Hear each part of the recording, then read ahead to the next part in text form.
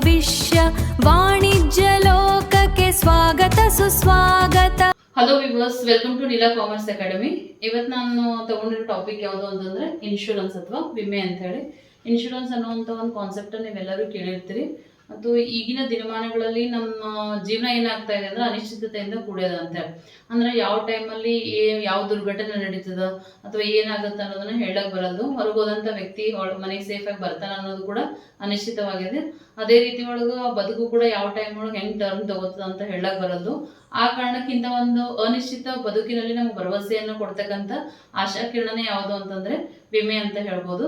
ವಿಮೆ ಅಂತಂದ್ರೆ ಏನು ಅಂತಂದಾಗ ಇಲ್ಲಿ ವಿಮಾ ಕಂಪನಿಯವರು ಮತ್ತು ವಿಮೆ ಮಾಡಿಸ್ತಕ್ಕಂಥ ವ್ಯಕ್ತಿ ಮಧ್ಯೆ ಒಂದು ಅಗ್ರಿಮೆಂಟ್ ಆಗುತ್ತೆ. So insurance is nothing but an agreement between the insurer and insuree to compensate some specific amount when the specific event happened ಅಂತ ಹೇಳ್ತಾರೆ. ಅಂದ್ರೆ ಒಂದು ನಿರ್ದಿಷ್ಟ ಘಟನೆ ನಡೆದಾಗ ಆ ದುರ್ಘಟನೆ ಅಂತ ಕರಿತೀವಿ. ಯಾವುದೋ ಒಂದು ಸ್ಪೆಸಿಫಿಕ್ ಮೆನ್ಷನ್ ಮಾಡಿರ್ತಕ್ಕಂಥ ಘಟನೆ ನಡೆದಾಗ ನಾವು ಇಂತಿಷ್ಟು ಕಾಂಪನ್ಸೇಷನ್ ಅನ್ನು ಕೊಡ್ತೀವಿ ಅಂತೇಳಿ ಇನ್ಶೂರೆನ್ಸ್ ಕಂಪ್ನಿದವರು ಇನ್ಶೂರೆನ್ಸ್ ಮಾಡಿಸುವಂತ ವ್ಯಕ್ತಿ ಜೊತೆಗೆ ಒಪ್ಪಂದ ಮಾಡ್ಕೊಂಡಿರ್ತಾರೆ. ಅದಕ್ಕೆ ಪ್ರತಿಯಾಗಿ ಏನ್ ಮಾಡ್ಬೇಕು ಅಂದ್ರೆ ಇನ್ಶೂರರ್ ಅಂದ್ರೆ ಇನ್ಶೂರ್ ಮಾಡಿಸ್ತಕ್ಕಂಥ ವ್ಯಕ್ತಿ ಕಂತುಗಳ ರೂಪದೊಳಗೆ ಪ್ರೀಮಿಯಂ ಅನ್ನು ಏನ್ ಮಾಡಿರ್ಬೇಕಂದ್ರೆ ಇಂತಿಷ್ಟು ಅವಧಿವರೆಗೂ ಅಂತ ಹೇಳಿ ಪಾವತಿ ಮಾಡಿರ್ಬೇಕು.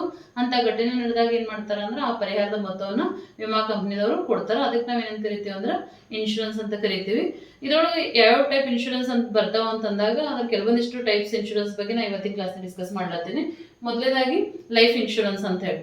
ಲೈಫ್ ಇನ್ಶೂರೆನ್ಸ್ ಅಂದ್ರೆ ನಮ್ಮ ಜೀವದ ಮೇಲೆ ಮಾಡಿಸ್ತಕ್ಕಂಥ ಇನ್ಶೂರೆನ್ಸ್ಗೆ ನಾವು ಲೈಫ್ ಇನ್ಶೂರೆನ್ಸ್ ಅಂತ ಕರಿತೀವಿ. ನೀವು LIC ಅನ್ನೋದನ್ನ ಕೇಳಿರ್ಬೋದು. LIC in the sense life insurance company ಅಂತ ಹೇಳಿ.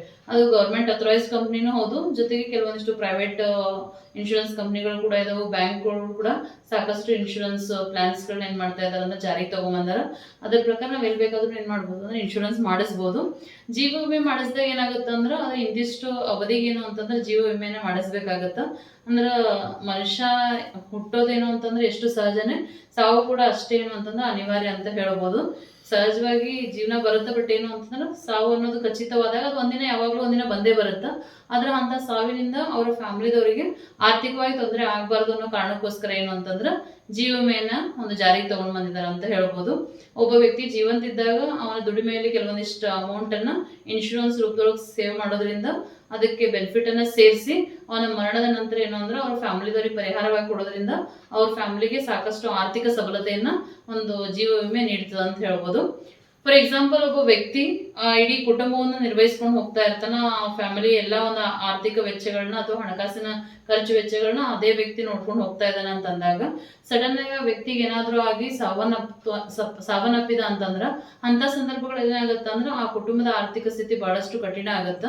ಇಂಥ ಒಂದು ಸಂದರ್ಭ ಬರಬಾರ್ದು ಅಂತಂದ್ರ ಅವ್ನ ಜೀವಂತವಿದ್ದಾಗ್ಲೇ ಏನ್ ಮಾಡ್ಬೇಕಂದ್ರೆ ಅವನ ಕುಟುಂಬಕ್ಕೋಸ್ಕರ ಅವನ ಕುಟುಂಬದ ಸದಸ್ಯರಿಗೋಸ್ಕರ ಕಡ್ಡಾಯವಾಗಿ ವಿಮೆಯನ್ನ ಮಾಡಿಸ್ಲೇಬೇಕು. ಜೀವ ವಿಮೆಯನ್ನ ಮಾಡಿಸಿದಾಗ ಅವ್ರ ಫ್ಯಾಮಿಲಿದವ್ರು ಅವನ ಮರಣದ ನಂತರನು ಕೂಡ ಏನು ಅಂತಂದ್ರ ಅವರು ಯಾವುದೇ ರೀತಿ ಆರ್ಥಿಕ ಒಂದು ಸಮಸ್ಯೆಗಳನ್ನ ಎದುರಿಸಲಾರ್ದಂಗೆ ನಿಶ್ಚಿಂತೆಯಿಂದ ಅವ್ರ ಜೀವನ ನಡೆಸ್ಲಿಕ್ಕ ಅಥವಾ ಅವ್ರ ಆರ್ಥಿಕ ಸಮಸ್ಯೆಗೆ ಒಂದು ಪರಿಹಾರವಾಗಿ ಏನು ಅಂತಂದ್ರ ವಿಮಾ ಕಂಪನಿ ಅವ್ರಿಗೆ ಜೊತೆಯಾಗಿ ನಿಲ್ಲುತ್ತೆ ಅಂತ ಹೇಳ್ಬೋದು. ಪರಿಹಾರವನ್ನು ದೊಡ್ಡ ಮೊತ್ತವನ್ನು ಪರಿಹಾರವನ್ನು ಕೊಡೋದ್ರಿಂದ ಅವ್ರಿಗೆ ಆರ್ಥಿಕವಾಗಿ ಒಂದೇನು ಅಂತಂದ್ರೆ ಸಪೋರ್ಟ್ ಸಿಕ್ಕಂಗಾಗತ್ತೆ ಅಂತೇಳಿ ಆ ಕಾರಣಕ್ಕೋಸ್ಕರ ಜೀವ ವಿಮೆ ನಮ್ಗೆ ಸಹಕಾರಿಯಾಗಿದೆ ಅಂತ ಹೇಳ್ತೀವಿ. ಇನ್ನು ಸೆಕೆಂಡ್ ಒನ್ ಫೈರ್ ಇನ್ಶೂರೆನ್ಸ್ ಅಥವಾ ಅಗ್ನಿ ವಿಮೆ ಅಂತ ಹೇಳಿ. ಇದು ಸಾಮಾನ್ಯವಾಗಿ ಶಾಪ್ಸ್ಗಳಲ್ಲಿ ಅಥವಾ ಫ್ಯಾಕ್ಟ್ರಿಗಳಲ್ಲಿ ಹೆಚ್ಚಾಗಿ ಅಗ್ನಿ ವಿಮೆಯನ್ನ ಮಾಡಿಸ್ತಾರ. ಅಂದ್ರೆ ಅಗ್ನಿ ಅನಾಹುತದಿಂದ ವ್ಯವಹಾರದೊಳಗೆ ಯಾವುದೇ ಒಂದು ದೊಡ್ಡ ಮೊತ್ತದ ಲಾಸ್ ಆದಾಗ ಏನಾಗುತ್ತೆ ಅಂದ್ರೆ ಆ ಲಾಸ್ ಅನ್ನು ತುಂಬಿ ಕೊಡೋ ಸಲುವಾಗಿ ಅಥವಾ ಆ ಲಾಸಿಗೋಸ್ಕರ ಪರಿಹಾರವನ್ನು ಪಡೆಯೋ ಸಲುವಾಗಿ ಈ ಅಗ್ನಿ ವಿಮೆಯನ್ನ ಮಾಡಿಸ್ತಾರೆ. ಇದು ಕೂಡ ಒಂದು ಒಪ್ಪಂದನ ಇನ್ಶೂರೆನ್ಸ್ ಕಂಪ್ನಿದವರು ಇಂಥ ಒಂದು ಅಗ್ನಿಯಿಂದ ಯಾವುದೇ ರೀತಿ ಅನಾಹುತ ಆಗಿ ನಷ್ಟ ಸಂಭವಿಸಿ ನಾವು ಪರಿಹಾರ ಕೊಡ್ತೀವಿ ಅನ್ನೋಂಥ ಒಪ್ಪಂದ ಮಾಡ್ಕೊಂಡಿರ್ತಾರೆ. ಅದಕ್ಕೆ ಪ್ರತಿಯಾಗಿ ಇನ್ಶೂರೆನ್ಸ್ ಪ್ರೀಮಿಯಂ ಕೂಡ ಕಟ್ಟಬೇಕಾಗತ್ತೆ. ಅಂತ ಘಟನೆ ನಡೆದಾಗ ಏನಾಗುತ್ತೆ ಅಂದ್ರೆ ಆ ಘಟನೆ ನಡೆದಾಗ ಮಾತ್ರ ಆಕ್ಚುಯಲ್ ನಷ್ಟ ಎಷ್ಟಾಗಿ ಇರ್ತದಲ್ಲ ಅಗ್ನಿ ಅನಾಹುತದಿಂದ ಆ ನಷ್ಟವನ್ನು ಮಾತ್ರ ಏನ್ ಮಾಡ್ತಾರ ಅಂದ್ರೆ ಇನ್ಶೂರೆನ್ಸ್ ಕಂಪ್ನಿದವರು ಕಟ್ಕೊ. ಈಗ ನೆಕ್ಸ್ಟ್ ವೆಹಿಕಲ್ ಇನ್ಶೂರೆನ್ಸ್ ಬಗ್ಗೆ ಅಥವಾ ವಾಹನ ವಿಮೆ ಅಂತ ಅದ್ರ ಬಗ್ಗೆ ಹೇಳ್ತಾ ಇದ್ದೇನೆ. ಏನ್ ವೆಹಿಕಲ್ ಇನ್ಶೂರೆನ್ಸ್ ಅಂತಂದ್ರೆ ವಾಹನಗಳು ಕೂಡ ಏನು ಅಂತಂದ್ರೆ ದಿನದಿಂದ ದಿನಕ್ಕೆ ಏನಾಗ್ತಾ ಇದಾವ ಅಂತಂದ್ರೆ ಹೆಚ್ಚಾಗ್ತಾನೆ ಹೋಗ್ತಾ ಇದಾವ ಅಂತ ಹೇಳ್ಬೋದು. ಇಲ್ಲಿ ಶೋರೂಮ್ಗಳ ಸಂಖ್ಯೆನೂ ಜಾಸ್ತಿ ಆಗ್ತಾ ಇದಾವು, ಜೊತೆಗೆ ವಾಹನ ಖರೀದಿ ಮಾಡೋರ ಸಂಖ್ಯೆ ಜಾಸ್ತಿ ಆಗ್ತಾ ಇದಾವು. ಇದ್ರ ಪರಿಣಾಮವಾಗಿ ಏನು ಅಂತಂದ್ರೆ ರಸ್ತೆಗಳ ಮೇಲೆ ಓಡಾಡ್ತಾ ಇರ್ತಕ್ಕಂಥ ವೆಹಿಕಲ್ಗಳ ಸಂಖ್ಯೆ ಹೆಚ್ಚಾಗ್ತಾ ಇದಾವು. ಏನೇ ರೋಡ್ ಅಗಲೀಕರಣ ಮಾಡೋದಿರ್ಬೋದು, ಒನ್ ವೇ ಮಾಡೋದಿರ್ಬೋದು, ಏನೇ ಆಗಿದ್ರು ಕೂಡ ಈ ಅಪಘಾತಗಳನ್ನ ನಾವೇನು ಅಂತಂದ್ರೆ ತಪ್ಪಿಸ್ಲಿಕ್ಕೆ ಕೆಲವೊಂದು ಸಂದರ್ಭದಲ್ಲಿ ಸಾಧ್ಯ ಆಗಲ್ದು. ಅಂತ ಸಂದರ್ಭಗಳಲ್ಲಿ ಆ ಅಪಘಾತಗಳಿಂದ ಜೀವ ಹಾನಿನೂ ಆಗ್ಬೋದು ಅಥವಾ ವೆಹಿಕಲ್ಗಳಿಗೂ ಯಾವುದೇ ರೀತಿ ಡ್ಯಾಮೇಜ್ ಆಗ್ತಕ್ಕಂಥ ಸಾಧ್ಯತೆ ಇರ್ತದ. ಅದಕ್ಕೆ ಪರಿಹಾರವನ್ನು ಕೊಡೋ ಸಲುವಾಗಿ ನಾವು ಮಾಡಿಸ್ತಕ್ಕಂಥ ವಿಮೆನೆ ವಾಹನ ವಿಮೆ ಅಂತ ಹೇಳ್ಬೋದು. ಈ ವಾಹನ ವಿಮೆ ಅಂತ ಒಂದು ಆಕ್ಸಿಡೆಂಟ್ ಆದಾಗ ಏನೋ ದುರ್ಘಟನೆ ನಡೆದಾಗ ಆಗ್ತಕ್ಕಂಥ ಜೀವಹಾನಿ ಇರ್ಬೋದು ಅಥವಾ ವಾಹನಗಳಿಗೆ ಆಗ್ತಕ್ಕಂಥ ದುರಸ್ತಿಯನ್ನ ಸರಿಪಡಿಸ್ಕೊಡ್ತಕ್ಕಂಥ ಕೆಲಸ ಇರ್ಬೋದು, ಅದಕ್ಕೆ ಪರಿಹಾರವನ್ನು ಕೊಡುವಂತ ಒಂದು ಕೆಲಸವನ್ನು ಯಾವ್ದು ಮಾಡುತ್ತದೆ ಅಂತಂದ್ರೆ ವಾಹನ ವಿಮೆ ಅಥವಾ ವೆಹಿಕಲ್ ಇನ್ಶೂರೆನ್ಸ್ ಮಾಡುದು ಅಂತ ಹೇಳ್ಬೋದು. ಇನ್ನು ನೆಕ್ಸ್ಟ್ ಒನ್ ಹೆಲ್ತ್ ಇನ್ಶೂರೆನ್ಸ್ ಅಥವಾ ಆರೋಗ್ಯ ವಿಮೆ ಅಂತ ಹೇಳಿ. ನಮಗೆಲ್ಲ ಗೊತ್ತಿರೋಂಗ ಆರೋಗ್ಯವೇ ಭಾಗ್ಯ ಅಂತ ಕರೀತಾರೆ. ಅಂದ್ರೆ ನಾವು ಹೆಲ್ದಿ ಆಗಿದ್ವಿ ಅಂತಂದ್ರೆ ನಾವೇನ್ ಬೇಕಾದ್ರೂ ಮಾಡ್ಬೋದು ಅಂತ ಹೇಳಿ. ಇಲ್ಲಿ ಆರೋಗ್ಯ ಅನ್ನೋದು ಏನಾಗ್ತಾ ಇದೆ ಅಂದ್ರೆ ದಿನದಿಂದ ದಿನಕ್ಕೆ ವ್ಯಕ್ತಿಗಳ ಆರೋಗ್ಯದೊಳಗ ಕ್ಷೀಣತೆ ಆಗ್ತಾ ಇದೆ ಅಂತ ಹೇಳಿ. ಬದಲಾಗ್ತಾ ಇರ್ತಕ್ಕಂಥ ಜೀವನ ಶೈಲಿ ಇರ್ಬೋದು, ನಾವು ತಗೊಳ್ತಕ್ಕಂಥ ಒಂದು ಫುಡ್ ಹ್ಯಾಬಿಟ್ಸ್ ಇರ್ಬೋದು, ಇದರಿಂದ ಏನಾಗ್ತಾ ಇದೆ ಅಂದ್ರೆ ಈಗ 60-70 ವರ್ಷಕ್ಕೆ ಬರ್ತಾ ಇದೆ ಅಂತ BP ಶುಗರ್ಗಳೆಲ್ಲ ಏನು ಅಂತಂದ್ರೆ 30-40 ಇಯರ್ಸ್ಗೆ ಬರ್ತಾ ಇದಾವೆ. ಬಹಳಷ್ಟು ಯಂಗ್ಸ್ಟರ್ಸ್ಗೆಲ್ಲ ಹಾರ್ಟ್ ಅಟ್ಯಾಕ್ ಅಂತ ಕಾಯಿಲೆಗಳು ಬಂದು ಬಹಳಷ್ಟು ಕಡಿಮೆ ವಯಸ್ಸೊಳಗೆ ಏನು ಅಂದ್ರೆ ಮರಣವನ್ನ ಹೊಂದತಕ್ಕಂಥ ಒಂದು ಸಂದರ್ಭಗಳು ಕ್ರಿಯೇಟ್ ಆಗ್ತಾ ಇದಾವೆ.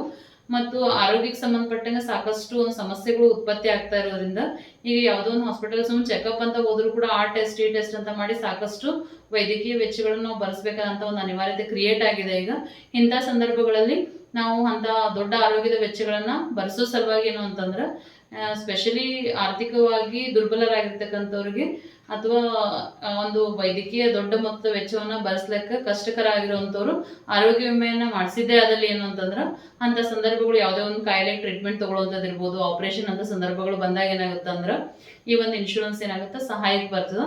ಅವರು ವೈದ್ಯಕೀಯ ಒಂದು ಕಂಪ್ಲೀಟ್ ವೆಚ್ಚವನ್ನ ಹಾಸ್ಪಿಟಲ್ ಎಕ್ಸ್ಪೆಂಡಿಚರ್ನ ಏನು ಅಂತಂದ್ರೆ ಈ ವಿಮಾ ಕಂಪ್ನಿಯವ್ರು ಏನ್ ಮಾಡ್ತಾರ ಪೇ ಮಾಡ್ತಾರ. ಅಂತ ಸಂದರ್ಭಗಳಿಗೆ ಇದು ಬಹಳಷ್ಟು ಏನಾಗಿದೆ ಅಂದ್ರೆ ಸಹಾಯಕಾರಿಯಾಗಿದೆ ಅಂತ ಹೇಳ್ಬೋದು. ಈ ರೀತಿ ಜೀವ ವಿಮೆ ಇರ್ಬೋದು, ಅಗ್ನಿ ವಿಮೆ ಇರ್ಬೋದು, ವಾಹನ ವಿಮೆ ಇರ್ಬೋದು ಮತ್ತು ಆರೋಗ್ಯ ವಿಮೆ ಇರ್ಬೋದು, ಇವೆಲ್ಲ ಏನು ಅಂದ್ರೆ ನಾವು ಕಂಪಲ್ಸರಿಯಾಗಿ ಮಾಡಿಸ್ಲೇಬೇಕಾದಂಥ ವಿಮೆಗಳು. ಇವು ನಮ್ಗೆ ಡೆಫಿನೆಟ್ಲಿ ಏನು ಅಂತಂದ್ರೆ ಸಹಾಯಕ್ಕೆ ಬರ್ತಾವ ಅಂತ ಹೇಳ್ಬೋದು. ಹಾಗಾಗಿ ಎಲ್ಲರೂ ದಯಮಾಡಿ ವಿಮೆಯನ್ನ ಮಾಡಿಸ್ರಿ ಅಂತ ಈ ಮೂಲಕ ನಾನು ತಿಳಿಸ್ತಾ ನೀವು ಈ ವಿಡಿಯೋವನ್ನು ವಾಚ್ ಮಾಡಿದ್ದಕ್ಕೋಸ್ಕರ ಧನ್ಯವಾದಗಳು.